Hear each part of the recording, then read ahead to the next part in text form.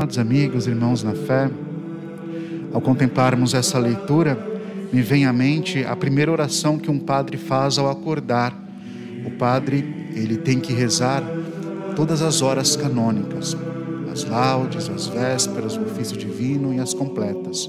É o único juramento que a gente faz.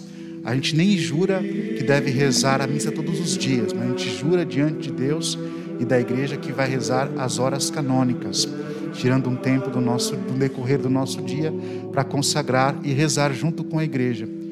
E a primeira oração, o primeiro salmo, que nós chamamos de intrório, é justamente esse salmo 94 e 95, que relata o que aconteceu na primeira leitura de hoje. Deus sente-se ofendido pela falta de confiança do povo de Deus nele.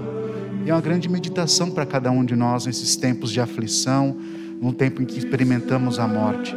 Será que a nossa confiança é inabalável diante de Deus? Será que nós permitimos que muitas vezes as situações ruins de nossa vida, assim como o povo experimentou a sede, a angústia de sentir sede, mas mesmo assim, e eles duvidaram de Deus, será que a gente comete o mesmo erro da experiência ruim da nossa vida, de duvidar do poder de Deus? E Deus fica tão ofendido com essa falta de confiança, que Ele dá o pior castigo para o povo e para Moisés, de que eles não entrarão na terra prometida. Toda aquela geração havia caminhado, aquela geração que havia saído do Egito e agora caminhava para a libertação, não conheceriam a terra prometida. E talvez seja um aprendimento para cada um de nós, que nós não confiamos em Deus, que muitas vezes as coisas ruins nos atormentam, nos entristecem, pela falta de confiança. Quando nós temos essa confiança profunda em Deus, parece que tudo se abre a uma esperança. Quando nós perdemos a esperança, é significativo, porque aí vem o nosso fim.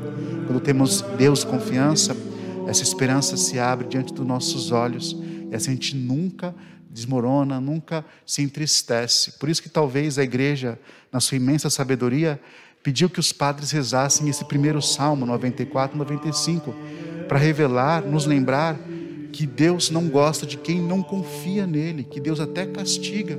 Por isso que nós somos filhos dele, e um filho confia gratuitamente no seu pai. Assim, a experiência de fé, devemos confiar gratuitamente em Deus, apesar dos tormentos, da experiência da morte, das dificuldades em nossa vida, das dificuldades afetivas ou financeiras. Deus é nosso Pai. E o tema da confiança também permeia o Evangelho de hoje. No Evangelho nós temos a instituição do papado. Deus, por ordem divina, instituiu São Pedro como o primeiro papa, o primeiro líder. Em muitas poucas pessoas podemos confiar neste mundo, E até Jeremias fala: maldito o homem que confia no outro homem. Muitas vezes nós brigamos por causa dos homens, por causa de líderes, e esquecemos que é esse ensinamento de Jeremias: maldito o homem que confia no outro homem. Mas existe um homem que Deus instituiu para que nós pudéssemos confiar nele, que é o Santo Papa.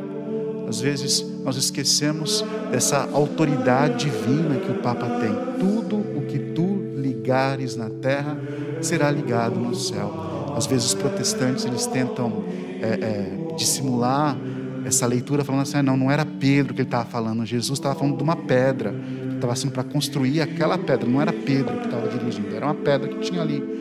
Mas isso é manipular o Evangelho. A palavra de Deus é muito clara. O verbo divino, a sabedoria de Deus, aquele que existe desde o princípio, instituiu este homem para nós seguirmos. Por isso que um católico deve confiar, e eu acredito pessoalmente, cegamente no seu Papa. Aquilo que o Papa nos fala é uma ordem divina. Ele que nos guia, Ele que nos conduz essa esperança. E o Papa é esse mensageiro da esperança. Ele usa o branco, O branco tem uma tradição, porque o Papa que instituiu o branco foi um Papa dominicano, e o hábito dominicano é uma cor branca, mas nos lembra este branco também, essa paz, essa segurança de confiar naquele que nos rege, naquele que nos guia. Santo Inácio de Antioquia, Santo Inácio de Loyola, que nós celebramos até no finalzinho de julho, a festa dele, nos lembra isso, Se o Papa me falar que essa cor é cinza, e eu no meu cérebro pensar que é outra cor, eu vou confiar no Papa, não dos meus sentimentos, em nenhuma das minhas aflições. E tudo que for discussão para nós católicos, a gente pode usar somente este argumento, né?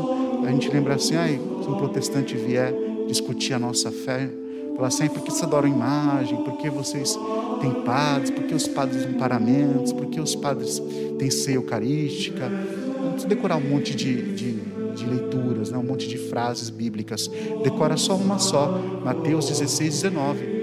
E aí, se uma pessoa que for protestante falar assim, para que Eucaristia? Mateus 16, 19. Por que os padres não podem casar? Mateus 16, 19. Por que tem imagem na igreja? Mateus 16, 19. Por que tem um sacramento? Mateus 16, 19. Porque aí lembra essa autoridade do Papa, né? E é o Papa que nos guia rumo aos céus. Então, amados irmãos e irmãs, que nessa experiência que nós temos, que é normal em nossa vida, que é cotidiana, a experiência do sofrimento, da tristeza, que a nossa confiança possa sempre ser estabelecida em Deus. É Ele quem abre as portas da esperança. Louvado seja nosso Senhor Jesus Cristo, para sempre seja louvado.